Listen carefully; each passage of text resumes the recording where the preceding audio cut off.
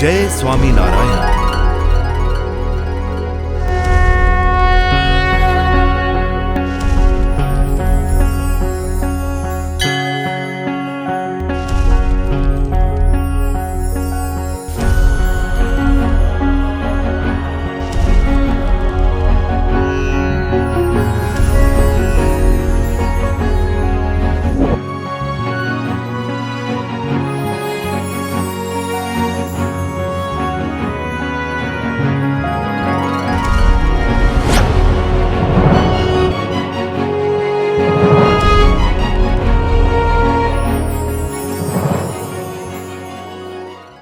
ત્યારે શતાનંદ સ્વામીએ સત્સંગી જીવનમાં મર્મ લખ્યો છે કે આ ગઢડું છે એ તો ભગવાન શ્રી કૃષ્ણ જ્યારે દ્વારકા છોડીને હસ્તિનાપુર કે ઇન્દ્રપ્રસ્થમાં પાંડવોની મુલાકાતે જતા ત્યારે ગઢપુરની ભૂમિમાં વિરામ કરતા.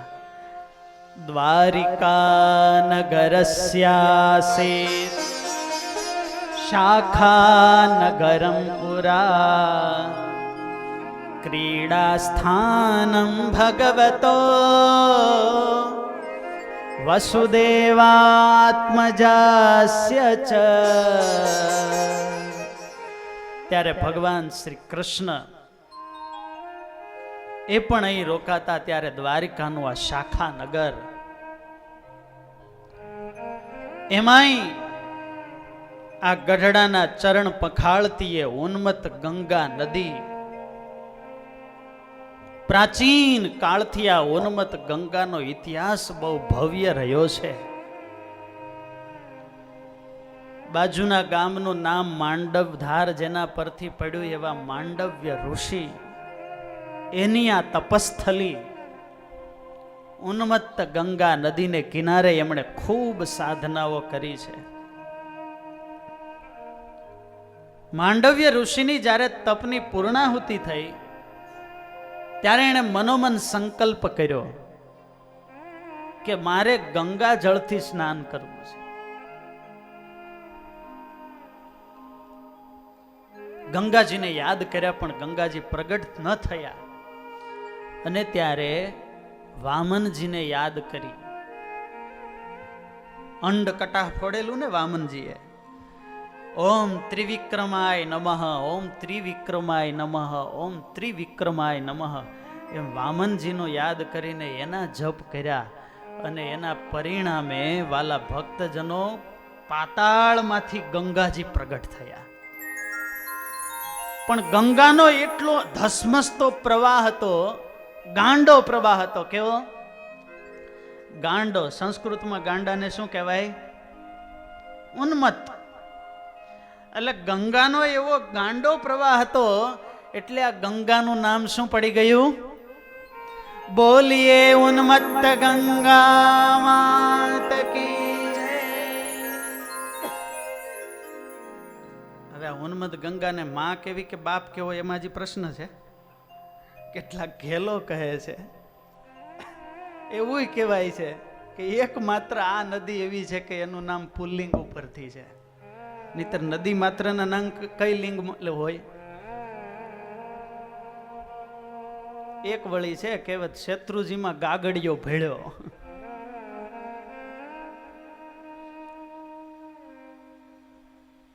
એ પ્રદેશના ભગત દાંત કાઢવા લાગ્યા. ગાગડિયો છે એક.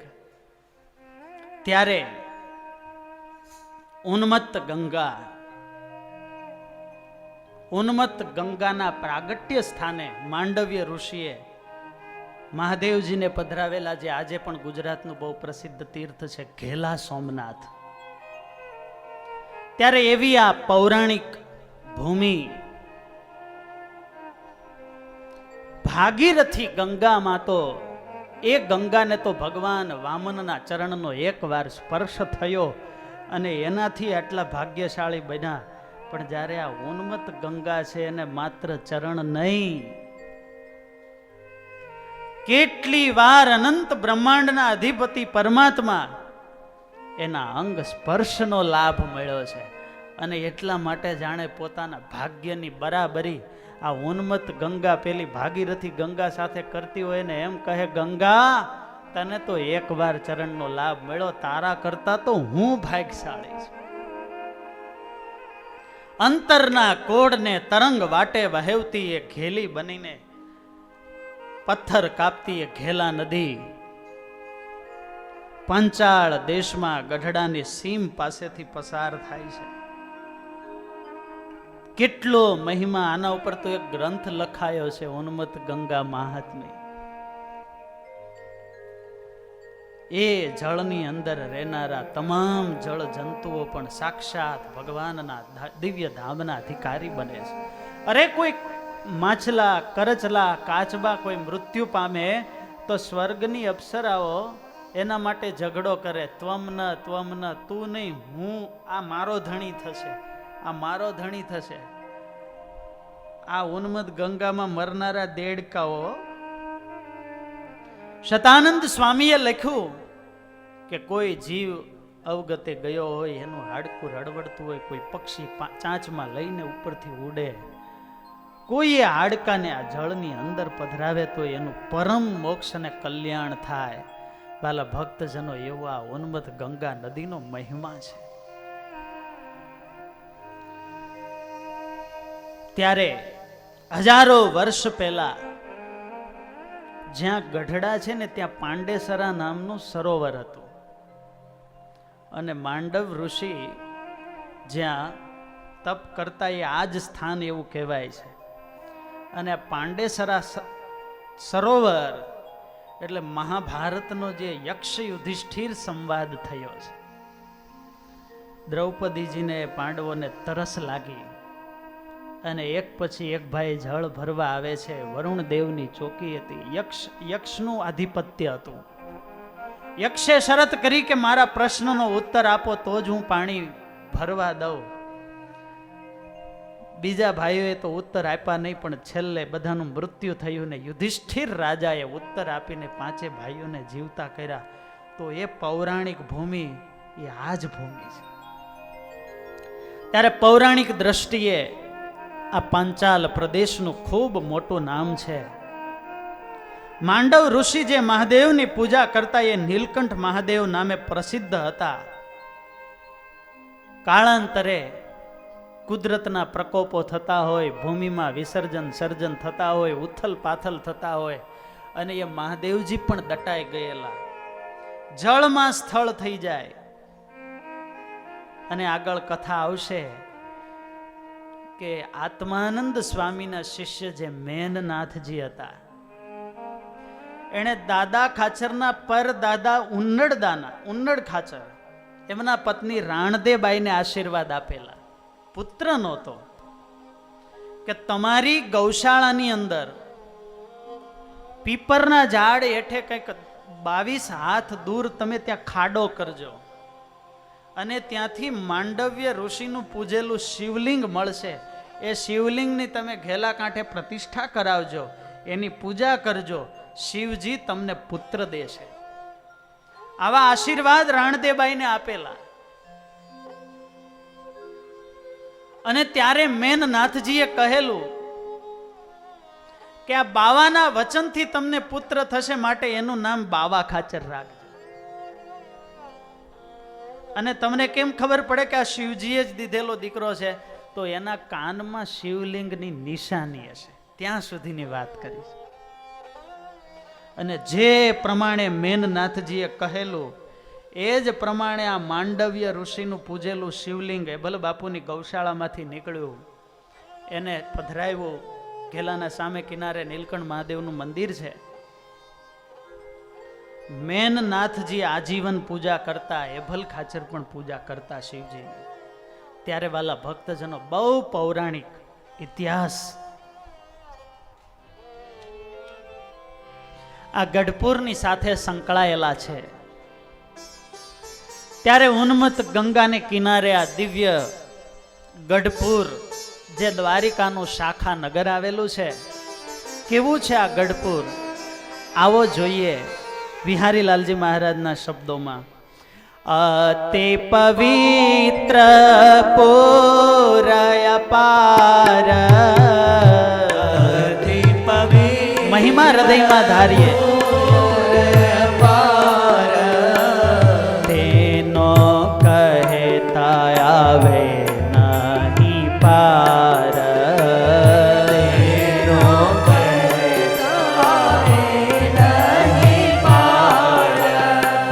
તમે ને હું ગમે એટલો આ ગઢડાની ભૂમિનો મહિમા ગાઈએ કે સમજીએ તોય પાર આવે એમ. વાલા ભક્તજનો, કોઈ પણ મહાપુરુષ હોય કે ઈશ્વરીય અવતાર હોય, એના 3 સ્થાનનો બહુ મહિમા હોય. એક તો જન્મભૂમિ, બીજી નિર્વાણ ભૂમિ અને ત્રીજી કર્મ ભૂમિ. પ્રાગટ્ય થયું હોય જ્યાં દેહ છોડ્યો હોય ને જ્યાં કર્મ કેતા જીવન વિશેષ પસાર કર્યો, 3નો બહુ મહિમા હોય. સ્વામિનારાયણ ભગવાનનું એ બાલુડા ઘનશ્યામનું પ્રાગટ્ય ઉત્તર પ્રદેશના એ ગોંડા જિલ્લાના છપૈયાપુરમાં થયેલું. જન્મભૂમિ તો એ હતી, પણ પછી કર્મભૂમિ કઈ બની? ગઢડા. અને મહારાજે પોતાની તિરોધાન લીલા ક્યાં કરી? ત્યારે આ ગઢડાની ભૂમિ એટલે કર્મભૂમિ, એક નિર્વાણ ભૂમિ કહેવાય. ત્યારે આનો તો મહિમા સમજીએ એટલો ઓછો છે.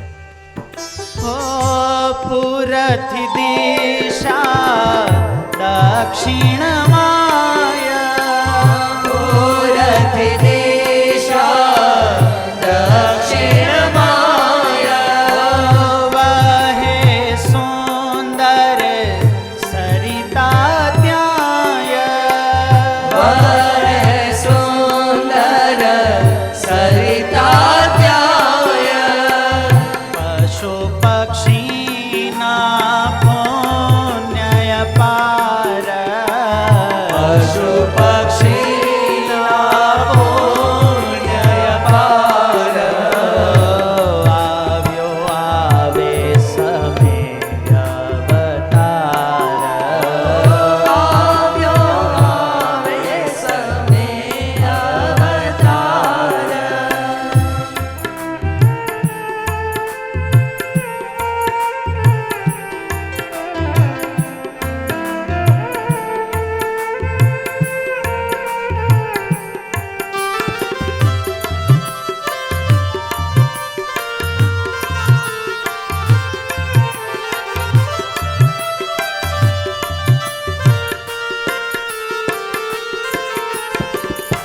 ચારે વર્ણને આશ્રમ ચાર, ચારે વર્ણને આશ્રમ ચાર, સુખે પાડે સદા સદાચાર, સુખે પાડે સદા સદાચાર. અતિથિ સાધુ બ્રાહ્મણ ગાય પૂર્વજનો પ્રેમમાં, અતિથિ સાધુ બ્રાહ્મણ ગાય પૂર્વજનો પ્રેમમાં, પરસ્પર છે સંપ વિશેષ નહીં કૂડ કપટ લેશ, પરસ્પર છે સંપ વિશેષ નહીં કૂડ ને કપટ નહીં, હિંસક વૃત્તિ જરાય, હિંસક વૃત્તિ જરાય, ફરે હરણાની શંક જાય, ફરે હરણાની શંક જાય.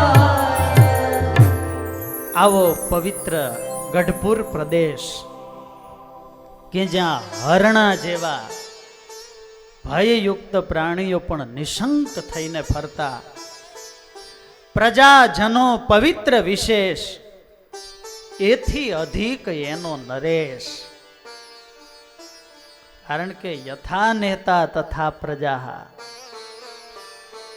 નેતા જેવો હોય, જેવો રાજા હોય એવું પ્રજાને સુખ હોય. ત્યારે સૌથી વિશેષ તો આ ગઢડાના રાજા છે. કયું એમ મેનનાથના આશીર્વાદથી બાવા ખાચર અને એમને ત્યાં પુત્રનો જન્મ થયેલો એ હતા એ ભલ ખાચર. રાણદેબાઈને મેનનાથજીએ કહેલું કે તમારા પુત્રના પુત્ર ભગવાનને લઈ આવશે.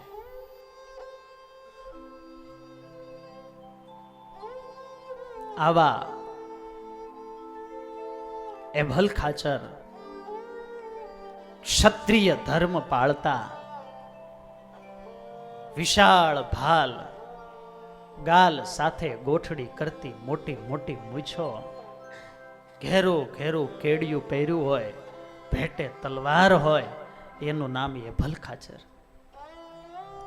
ક્ષત્રિય ધર્મને વિશે નિષ્ઠાવાળા, ભગવાનને વિશે ખૂબ ભક્તિવાળા અને સતશાસ્ત્રના સદગ્રંથના શ્રવણને વિશે ખૂબ આસક્તિવાળા હતા એભલ ખાચર. કાઠી કુળના ભૂષણ ભાણ, નામ એભલ ભૂપ સુજાણ. જગત વિરક્ત જનક જેવા, અંબરીશ સમાન છે. આપણે જે અવસ્થાએ ઊભા છીએ ને એ ઉંમરના જ છે હો હેભલ બાપુ. આ બધા ગુણો છે એ આપણા માટે બહુ કામના છે. જગતથી વિરક્ત અને જનક રાજા જેવી જેની સમજણ છે, અંબરીશ જેવી આત્મનિવેદી ભક્તિ છે, રંતી દેવ જેવા દયાવાન, દાન દેવામાં કર્ણ સમાન. રાજનીતિ વિદુર વખાણે, વળી શાસ્ત્ર પુરાણ ને જાણે. એવા સદગુણ સંપન્ન રાય, બાપુએ ભલથી ઓળખાય. સારા સ્વભાવે સરળ ધીર, આંટી ઘૂંટી ન જાણે લગે. સ્વભાવે સરળ, હૃદયમાં કોઈ પ્રકારનું કપટ નહીં. એક બાજુ જીવા ખાચર અને એક બાજુ એભલ ખાચર, પણ બંને ભાઈઓમાં ખૂબ ફેર. નિશ્ચદમાં હૃદય શુચિ. ભક્તિ કયા હૃદયમાં રહે? જ્યાં દંભ ન હોય, છળ કપટ ન હોય. જ્યાં સુધી મન બીજાને આંટી લેવાના દાવ પેતરા રચતું હોય, કેમ કોને ઘાયે લઈ લેવો, મારો લાભ મને મળે એના માટે એનું જે થવું હોય તે થાય, આવા વિચારથી બીજા સાથે તો ઠીક, પણ પોતાની જાત સાથે જે અત્યાચાર કરતા હોય એના હૃદયમાં ભક્તિ ટકે? આ નિશ્ચદમાં હૃદય શુચિ સત્સંગી જીવનનું વાક્ય છે. કૃષ્ણ શર્માને ભવાની દેવીનું જ્યાં વર્ણન કર્યું, ભક્તિ માતાના માતા પિતા, કે ભક્તિ કોને ત્યાં પ્રગટ થાય? તો કે આવું હૃદય હોય તો ભક્તિ પ્રગટે, બાકી ભક્તિ ટકે? એભલ ખાચર છે. નહતી લોભની વૃત્તિ લેવાની, નહતી ટેવ તુકારો દેવાની. કયા સંક્ષેપમાં સદગુણ સંપૂર્ણ કહી શકે કોણ? પરિચય થઈ ગયો તમને એભલ ખાચરનો? હે, આવું હૃદય હોય તો ઠાકોરજી આવે.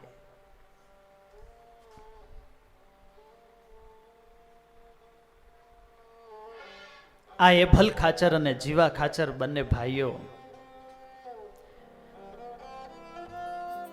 બાવા ખાચરનું 13 ગામનું પટ્ટાનું એ રજવાડું બંનેને અર્ધું અર્ધું આપેલું. એટલે એભલ ખાચરના ભાગમાં માંડવધાર, રણિયાળા, લાખણકા, નાના ઝીંઝાવદર, તાજપર, સુરકા અને અડધું ગઢડા.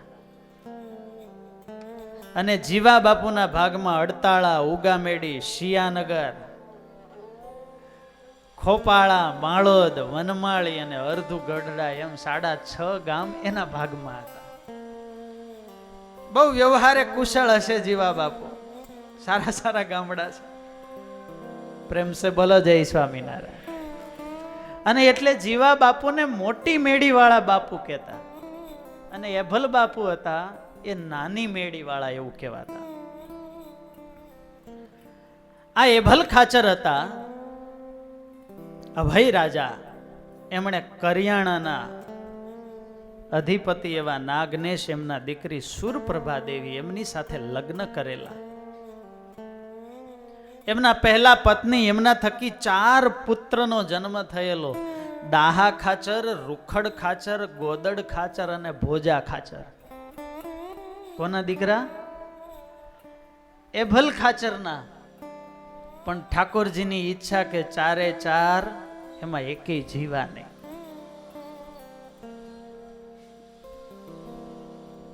થોડો સમય જતા મૃત્યુ પામે.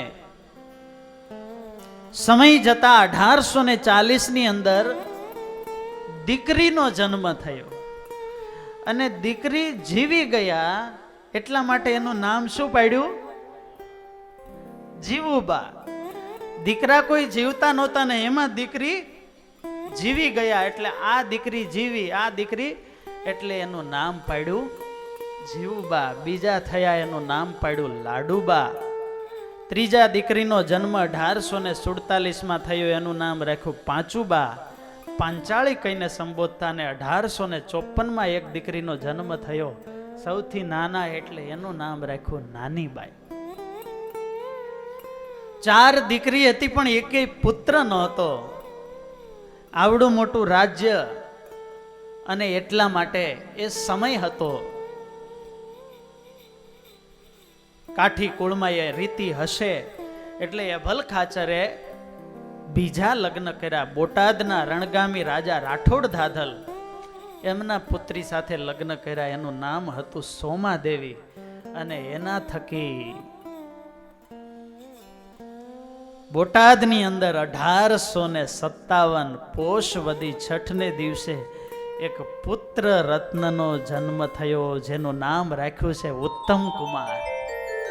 બોલીએ ભક્ત વત્સલ ભગવાન કી જય.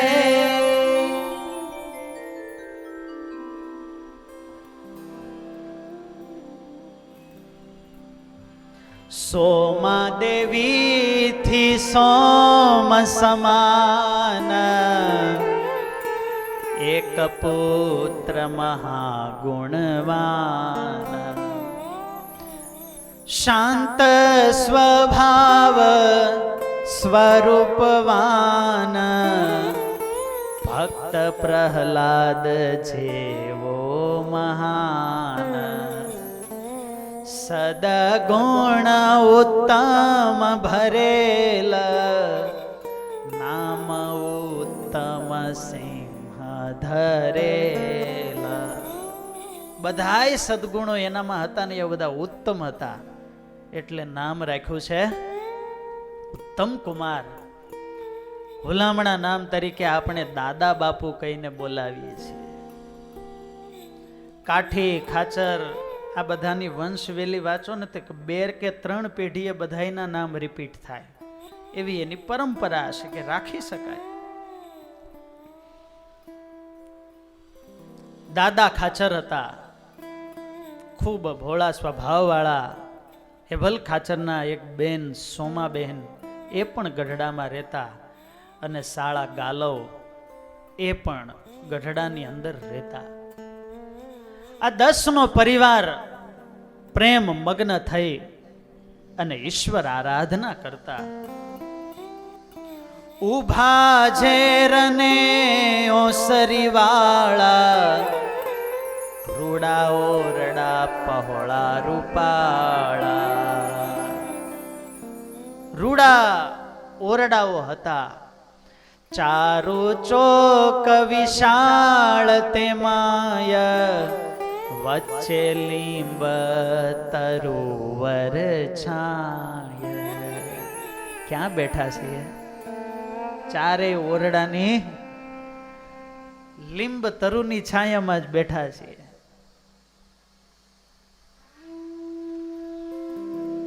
ચારે બારના ઓરડા એવા શોભે છે. વિશાળ મોટો દરબારગઢ છે.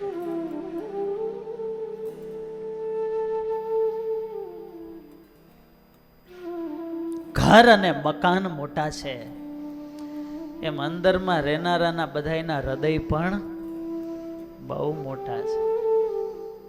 અમારે પૂજ્ય ગુરુ મહારાજ કહે કે માત્ર મકાન મોટા હોવાથી ભેળા રહેવાતું, ઘરમાં સુખે રહેવું હોય તો મકાનની જેમ રહેનારાના મન પણ પ્રેમ સે બોલો જય સ્વામિનારાયણ. ઉદાર મન છે, વિશાળ મન છે. ઘરમાં પ્રતિમા પધરાવી, ઘરમાં પ્રતિમા પધરાવી, ઘરમાં પ્રતિમા પધરાવી, ઘરમાં પ્રતિમા પધરાવી, કરે પૂજન ત્યાં સહુ આવી, કરે પૂજન ત્યાં સહુ આવી.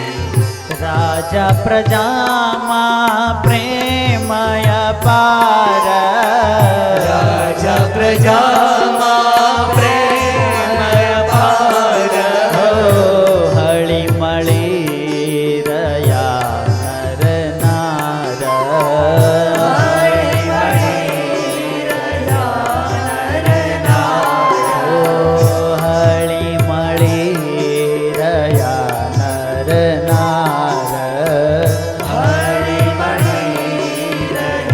નર નાર. પ્રેમ હતો, ભક્તિ હતી ને પરસ્પર હળી મળીને રહેતા હતા. શું હતું? સંપ પણ એટલો મોટો હતો. વરતાલનું મંદિર બંધાયું ને એ પહેલા મહારાજ 40 વખત વરતાલ પધાર્યા છે. સંતોએ લખ્યું કે દરેક વખતે સ્વામિનારાયણ ભગવાનના ઉતારા વાસણ સુથારને ઘેર રહેતા. જતા જોબન બાપુની મેળીએ નારાયણગીરી બાવાજી હતા, એની મોટી હવેલી હતી, પણ રાત્રિ રોકાણ પ્રભુ વાસણ સુથારને ત્યાં કરતા. કોઈને એમ હોય કે આપણે તો ગરીબડા ભગત છીએ, આપણે ત્યાં કઈ થોડા ઠાકોરજી આવે. આ વાસણ સુથાર ગરીબ હતા, અને કારણ એ જ હતું કે આ વાસણ સુથારનો 40 વ્યક્તિનો પરિવાર હતો. બધાય સંપ સુહૃદ ભાવ આત્મીયતાથી હળી મળીને રહેતા, એક રસોડે જમતા. પરસ્પર આટલો પ્રેમ હતો ને, આત્મીયતા હતી ને, એ આત્મીયતા મહારાજને બહુ ગમતી ને એટલા માટે સ્વામિનારાયણ ભગવાન વાસણ સુથારને ત્યાં રોકાયા. જ્યાં સુધી પરસ્પર પ્રેમ ન હોય ત્યાં સુધી કોઈ સાધના ફળદાયી બનતી નથી. એકબીજા પ્રત્યે ઈર્ષા હોય, દ્વેષ હોય, ઉદ્વેગ હોય, કંઈક ને કંઈક એકબીજાનો સ્વભાવ મનમાં ખટકતો હોય, ખૂંચતો હોય, અને માળા કરવા બેસીએ, ભજન કરવા બેસીએ તો કઈ ભગવાનનું ધ્યાન થાય? હે, સંસારના સંબંધો માનીએ કે મિથ્યા જ છે ભગવાનના સુખની આગળ, પણ પેલું સુખ આ જોશે. ઘરમાં સુખેથી રહેવું હોય અને સુખેથી ભજન કરવું હોય તો પેલા ઘર પરિવારમાં તો શાંતિ હોવી. પ્રેમ સે બોલો જય સ્વામિનારાયણ.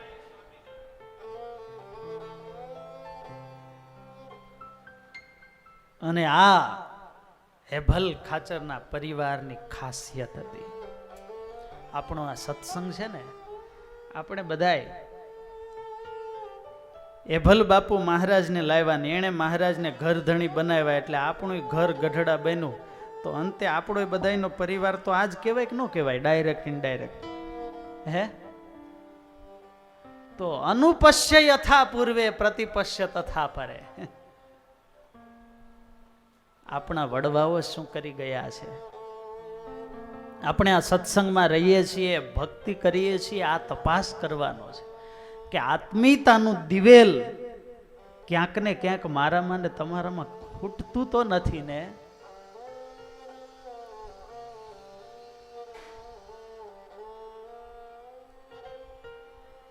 સ્વામિનારાયણ ભગવાનને કુસંપ જરાય ગમતો નથી.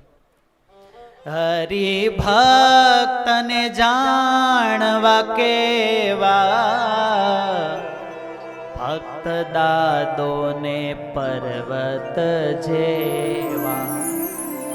મહિમા એવો જ્યારે જણાય, માહો માહી કુસંપન થાય.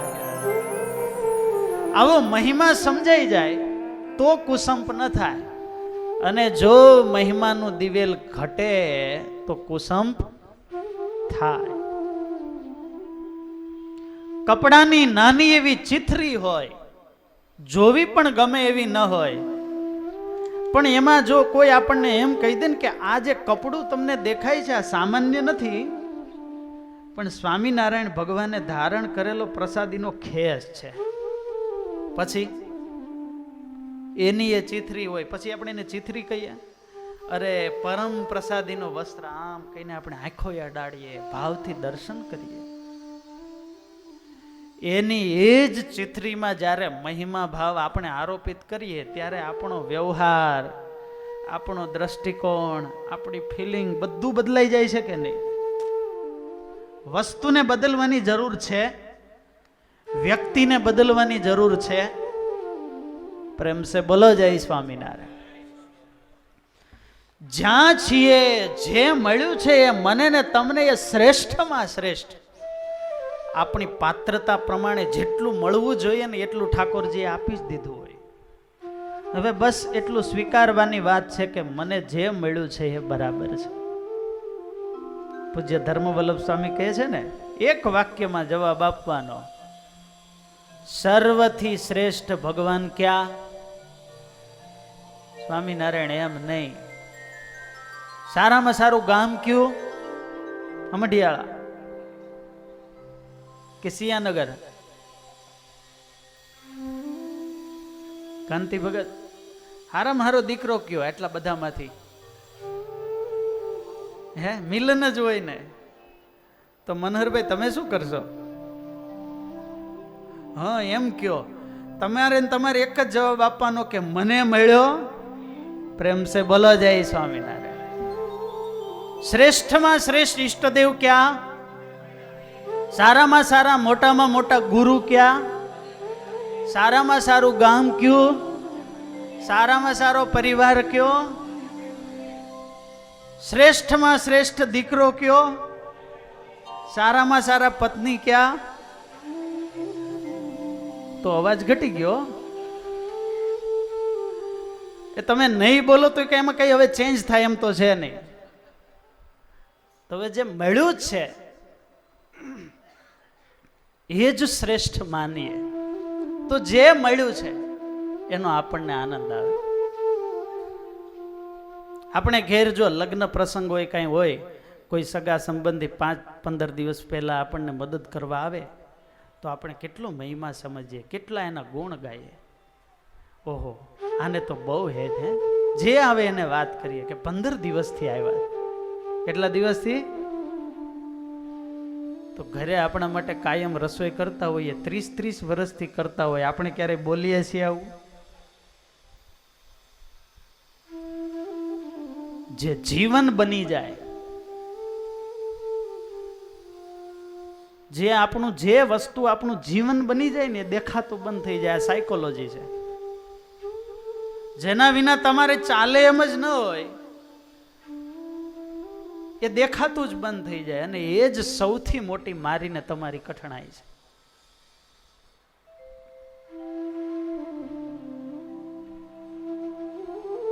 દૂરનું દેખાય ને નજીકનું દેખાતું. નજીકનો મહિમા સમજવો અઘરો છે. આમાં હાથ કરો તો દેખાય છે? દેખાય છે? નજીક લાવો તો ન દેખાય. કેમ? બહુ નજીક થઈ ગયું. ત્યારે પરસ્પર મહિમા ભાવ સમજે મધ્યમ.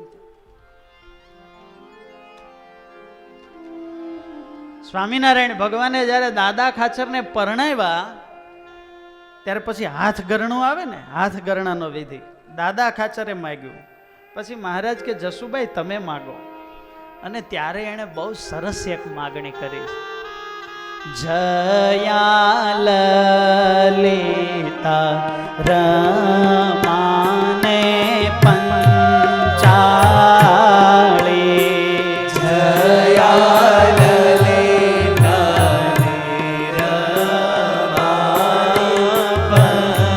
પંચાળી, જયા લલિતા રમાને પંચાળી,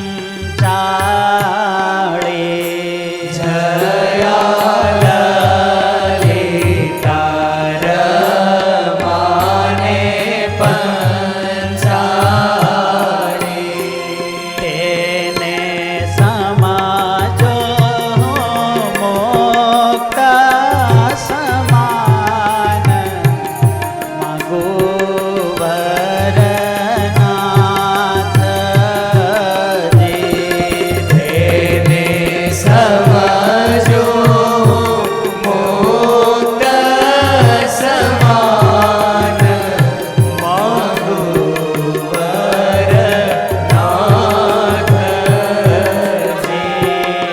મારે અવિચળ ચોખને રાખજો, મારી અવિચળ ચોખને રાખજો, મારી જોડીનો ભાંગ ન થાય, માગું વર ઘનશ્યામજી, મારી જોડીનો ભંગ ન થાય, માગું વર ઘનશ્યામજી.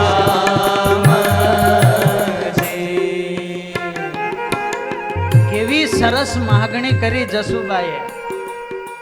જયા લલિતા નાનીને પંચાળી, તેને સમજુ હું મુક્ત સમાન. એને તો ચારે નણંદ થાય ને. વિચાર કરો કેટલો દિવ્ય ભાવ એ જસુબાઈના હૃદયમાં છે કે હે પ્રભુ, આપણે અત્યારે ભક્તપણાનો કદાચ સંબંધ થોડી વાર ભૂલી જઈએ ને તોય આમ પરિવાર દ્રષ્ટિથી વિચારીએ તોય ખ્યાલ આવે કે આપણા પરિવારના સભ્યને મુક્ત માનવા એટલે હે વેગ ગળું પણ ધૂ કડવું. નજીકનું હોય એ કેવું થઈ જાય? સ્વાભાવિક છે. એની નાની નાની ખાસિયત, ટેવ, સ્વભાવો, એની લાક્ષણિકતાઓ, એની ક્ષમતા, કેપેસિટી બધું આપણને ખબર હોય. અને એટલે રસ્તા ઉપર જેટલા હેલા જતા હોય બધાય હારા, ભલે દારૂ પીતા હોય. અને આ કેમ છે, તમારે દીકરો કેમ? તો કે હવે એ તો ઠીક બધું એમ. ઘરે સાધુ આવે તોય ફરિયાદ શરૂ, આને સ્વામી આમ કયો ને જરાક આમ. બરાબર છે, જરૂરી છે, પણ આવો દ્રષ્ટિકોણ પણ વિકસાવવો જોઈએ. અમારે અમદાવાદ અમારે MBA નો અભ્યાસ ચાલતો એટલે 2 મહિના રોકાણા હતા. એટલે આપણે ઉગામેડી વાળા છે પ્રવીણભાઈ ગઢિયા, કાંતિભાઈના નાના ભાઈ, 12-15 જેટલા તો રૂમ છે બંગલામાં. 3 માળનો મોટો બંગલો, એટલે અમને એક આખો માળ આપ્યો હતો. 1-2 મહિના રોકાયા. મેં કીધું કાંતિભાઈ આ તમે ઘરમાં કોઈ રહ્યો છો કે નથી રહેતા? તો કે છીએ ને સ્વામી, અમે 8 સભ્યો છીએ. 2 મહિનાથી અમે રોકાણા છીએ, કોઈ ક્લેશ નહીં, કોઈ કંકાસ નહીં, કોઈ ઉચ્ચ સ્વરે બોલવાનું નહીં. મકાન હોય તો સંભળાય તો ખરું ને સેજે. તો આશ્ચર્ય થાય છે. આ પહેલું એક્ઝામ્પલ એવું દેખાય છે કે આટલી શાંતિ પણ હોય, પણ એની સમજણ ને સ્થિતિ ને સત્સંગ બહુ ઊંચો છે. આખો મુક્ત ભાવનો જ સત્સંગ છે. અને એણે વાત કરી કે સ્વામી આ બધા મહારાજના મુક્તો છે, અને અમારે કોને શું કહેવાનું? કે અમારા ઘરમાં પહેલેથી ઉચ્ચ સ્વરે કે મારે કોઈ દી બોલવું જ નથી પડ્યું. આ મારા દીકરાઓ છે, ક્યારેય આટલા વર્ષમાં મને કોઈ દી એને સૂતો નહીં જોયો હોય. સવારે 5 વાગે ઉઠી જ જવાનું. મારે જે કરવાનું છે એમાં મેં કોઈ દી મારું કામ મૂક્યું નથી. એટલે મારા દીકરાને ક્યારેય એમ કેવું જ નથી પડતું કે તું આ કર, શા માટે આ નથી કરતો. મારી મર્યાદાને હું સમજું છું એટલે એની મર્યાદાને એ પણ સમજે છે. તકલીફ બધી અહીંયા હોય છે અને આપણે વાંક ક્યાં કાઢતા હોઈએ છીએ.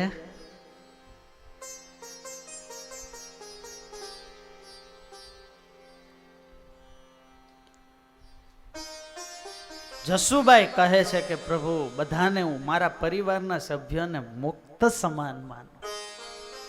હવે જેને મુક્ત સમાન માનતા હોય પછી એની સાથે ક્યારેય દુર્વ્યવહાર કરે હે, ત્યારે આપણા વ્યક્તિત્વને જો આ દરબારગઢ છે ને આના ફિલિંગ આપણને સપોર્ટ કરે. રાસાયણિક કે વાયુઓની પ્રક્રિયા હોય તો કેટલાક વાયુઓ કેટલિક એજન્ટ હોય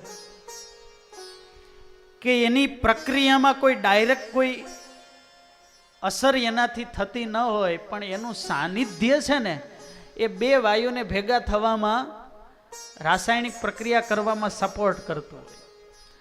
એમ આપણી જે ટ્રાન્સફોર્મેશનની જે પ્રોસેસ છે, અંતે અમે કથા કરીએ, ગમે એટલી કથા કરીએ, તમે કથા સાંભળો ગમે એટલી, પણ આનું ફળ શું આવવું જોઈએ તો કે મારામાં ને તમારામાં એક ટ્રાન્સફોર્મેશન આવવું જોઈએ, પરિવર્તન આવવું જોઈએ. અને આ પરિવર્તન માટે અમુક છે ને આવા કેટલિક એજન્ટ હોય. દાદાનો દરબારગઢ અહીંયા પ્રેમ, મહિમા, દાસત્વ, આત્મીયતા આની એક એક રજકણની અંદર છે. એટલે અહીંથી આપણને જોતા હોય તો મળે ખરા, સમજાય છે ને? અહીંથી આપણને મળે, પણ જો જોતા હોય તો પરિવારમાં પરસ્પર એટલો પ્રેમ હતો, પરસ્પર મહિમા હતો, મમતા હતી, એક બીજા પ્રત્યે એક મમત્વ બુદ્ધિ થઈ જાય, મારાપણાની બુદ્ધિ થઈ જાય. એક નિયમ છે કે જે મારું થાય એ શ્રેષ્ઠ સહજતાથી મનાવવા લાગે. જે મારું થાય એટલે આપણને સૌથી વહેલું કોણ તો કે સ્વ, આત્મા અને આત્મીય, હું અને મારું, એટલું આપણને બહુ ગમે. એનો જેટલો વિસ્તાર કરીએ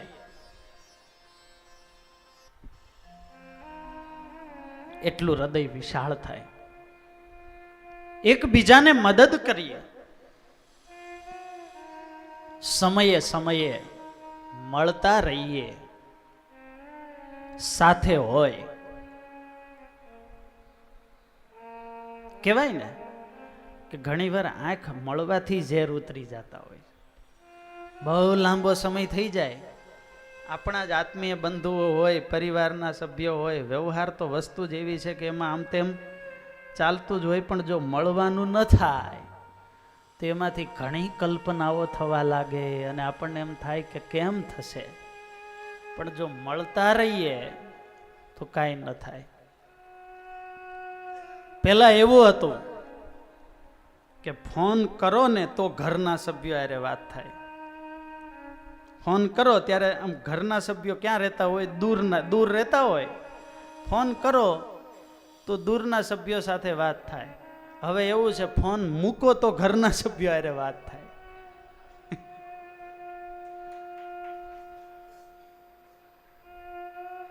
આખી દુનિયા હારે વાતો કરતા હોઈએ સોશિયલ મીડિયાની અંદર, વોટ્સએપ, ફેસબુક, ટ્વિટર, ઇન્સ્ટાગ્રામ, આખી કેટલાય ગ્રુપ બનાવી રાખ્યા હોય ને કેટલાયની સાથે ચેટિંગ કરતા હોઈએ, અને ઘરમાં જેની ભેગા રહેતા હોય એનાથી તો પ્રેમ સે બોલો જય સ્વામિનારાયણ.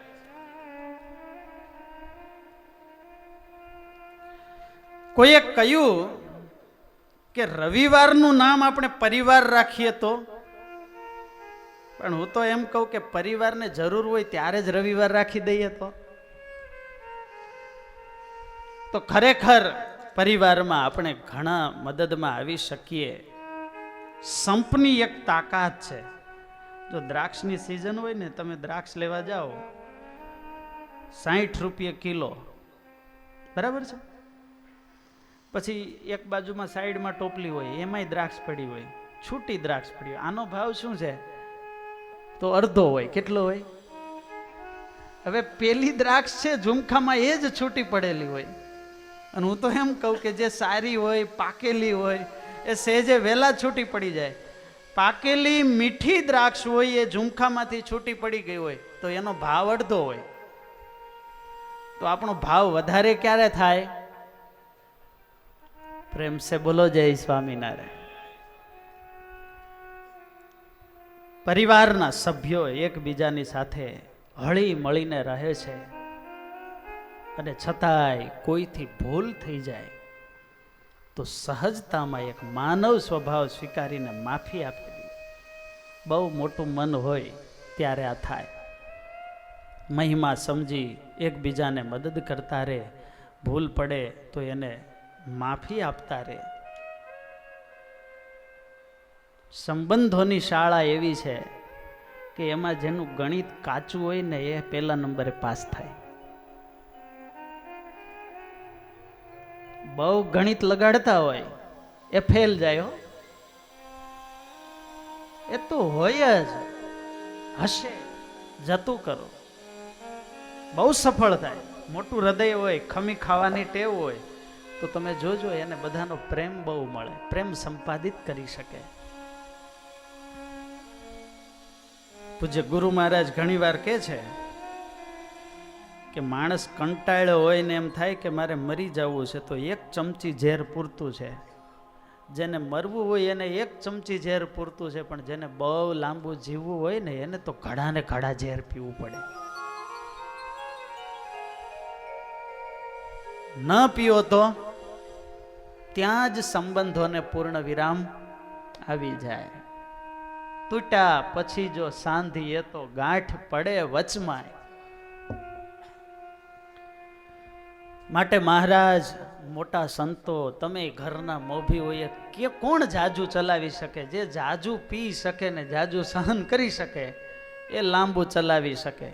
જે દિવસે સહન શક્તિ ગઈ એ દિવસે વિભાગ હોય ને હોય જ.